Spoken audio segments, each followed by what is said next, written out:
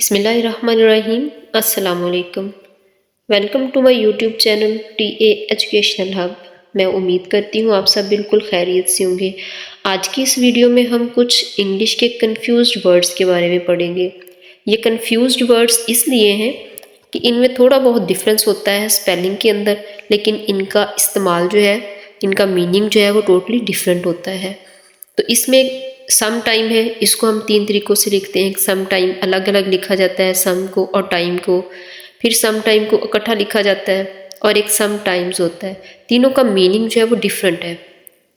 फिर है quite, QUITE quite होता है, और इसी तरह से QUIET क्वाइट होता है और QUIT क्विट होता है। देन LATER लेटर होता है, LETTER लेटर होता है, LATTER लेटर होता है। इसी तरह से LOSE लॉस होता है, LOSE लॉस और LOSS लॉस। तीनों का मीनिंग डिफरेंट है, तीनों का यूज़ डिफरेंटली होता है। तो आज की इस वीडियो में हम इनके मीनिंग पढ़ेंगे और फिर इनकी सेंटेंस में इनका यूज़ है वो एग्जाम्पल के ज़रिए देखेंगे। Let's see. First one is some time and sometimes.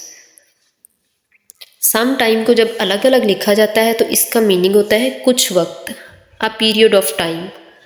For example, it will take some time to finish my homework, यानी मुझे होमवर्क कंप्लीट करने में, फिनिश करने में कुछ वक्त लगेगा। तो जब सम और टाइम इनको अलग अलग लिखा जाता है तो इसका मतलब होता है कुछ वक्त। जब हमने कुछ वक्त के लिए सम टाइम को लिखना हो तो हमें सम और टाइम को अलग अलग लिखना होता है। Next one is some time, जब इसको इकट्ठा लिखा जाता है। हम मोस्टली ये वर्ड यूज़ भी करते हैं कभी कभी। An unspecific time in future और इन पास्ट, यानी आने वाले वक्त में या गुजरे हुए ज़माने में कभी कभी, जब हम वक्त की बात करते हैं कि कभी कभार। For example, sometime we got excited at a sudden news, यानी कभी कभी हम किसी अचानक न्यूज़ के ऊपर एक्साइटेड हो जाते हैं, पुरजोश हो जाते हैं। तो जब हमने सम टाइम को कभी कभी के लिए यूज़ करना हो या कभी कभार के लिए यूज़ करना हो तो सम और टाइम को गैप के साथ नहीं लिखते, बल्कि सम टाइम इकट्ठा लिखा जाता है। Next one is sometimes. इसका मतलब होता है बाज़ औकात, ओकेजनली, नॉट फ्रीक्वेंट, यानी कभी कभी, बाज़ औकात, मुसलसल नहीं। For example, sometimes it is good to not say anything, यानी बाज़ औकात कुछ ना कहना बेहतर होता है, यानी बाज़ औकात खामोशी अच्छी चीज़ होती है। तो बाज़ औकात के लिए जब हमने यूज़ करना है सम टाइम तो इसको सम टाइम्स लिखते हैं। नेक्स्ट है क्वाइट और क्विट।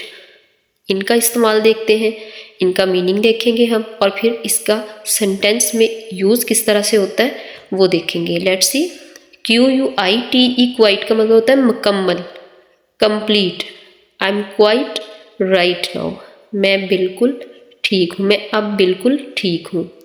एक और एग्जाम्पल है, I find the movie quite entertaining. Quite का मतलब होता है मुकम्मल तौर पे, एज अ होल। तो इसमें पहचान इसकी ये है कि इसमें क्वाइट का ई जो है वो एंड पे होगा। जब क्वाइट में ई एंड पे होगा तो इसका मतलब होगा मुकम्मल।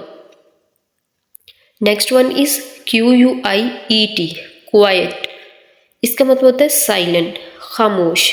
जब ई जो है वो एंड की बजाय दरमियान में आएगा तो उसका मतलब होगा खामोश। For example, he is sitting quite, वो खामोश बैठा है। प्लीज़ कीप क्वाइट, प्लीज़ खामोश बैठ जाए। तो क्वाइट मुकम्मल और क्वाइट खामोश, दोनों में डिफरेंस ये है, मुकम्मल में क्वाइट के ई जो है वो एंड पे आएगा, और जब खामोश के लिए हमने क्वाइट लिखना है तो फिर ई एंड की बजाय टी से पहले आएगा। Let's move on the next. QUIT quit. Quit का मतलब होता है छोड़ना, तर्क कर देना। Leave, skip, resign from an activity, यानी किसी सरगर्मी को छोड़ देना। For example, he has decided to quit his job as a manager, यानी उसने एज अ मैनेजर अपनी जॉब छोड़ने का फैसला किया है। यानी क्विट का मतलब होता है कोई बुरी आदत छोड़ देना, किसी काम को छोड़ देना, किसी एक्टिविटी को छोड़ देना। तो इसके लिए जो वर्ड यूज़ होता है इसको क्विट बोलते हैं। Next one is loose, loss और लूज, ये LOOSE को हम मोस्टली लूज पढ़ते हैं, लेकिन इसकी प्रोनाउंसिएशन जो होती है वो लूज होती है। और मोस्टली LOSE जो है इसको हम लॉस पढ़ते हैं, लेकिन ये लोज होता है। LOSE लॉस, इसका मतलब होता है खोना, lose. Become unable to find something और समवन, यानी किसी चीज़ को खो देना, यानी इसको पाने के काबिल ना होना, किसी चीज़ को, किसी पर्सन को, किसी भी चीज़ को, उसको खोना जो है उसको लूज कहते हैं। She loses her money bag in the market, उसने मार्केट में अपना मनी बैग खो दिया। I have lost the car keys, अब इसमें लूज की सेकंड फॉर्म लॉस्ट है, ये आपने जहन में रखना है। LOSE लूज वर्ब है, इसकी सेकंड फॉर्म LOST लॉस्ट है। I have lost the car keys, मैंने कार की चाबियां खो दी, तो ये होता है लूज।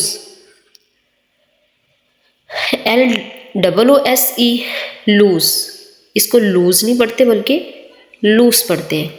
ये ब्रिटिश और अमेरिकन दोनों इंग्लिश जो है उसमें इसको लूज पढ़ा जाता है, लूज इसको नहीं पढ़ा जाता। इसका मतलब होता है ढीला, ढीला ढाला।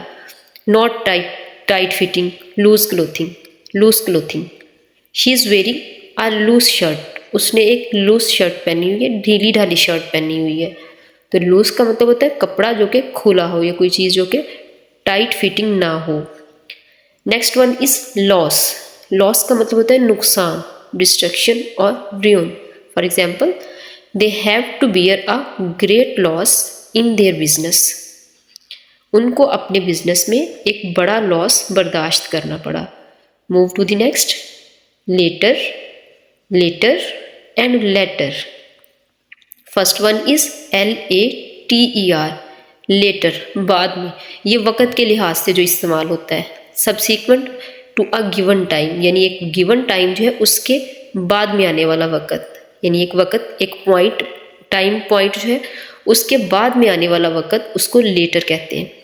आई shall call you later when I have more information, यानी जब मेरे पास मज़ीद इन्फॉर्मेशन आ जाएंगी तो मैं उसके बाद आपको कॉल करूँगी या करूँगा। तो लेटर, LATER का मतलब होता है लेटर, बाद में।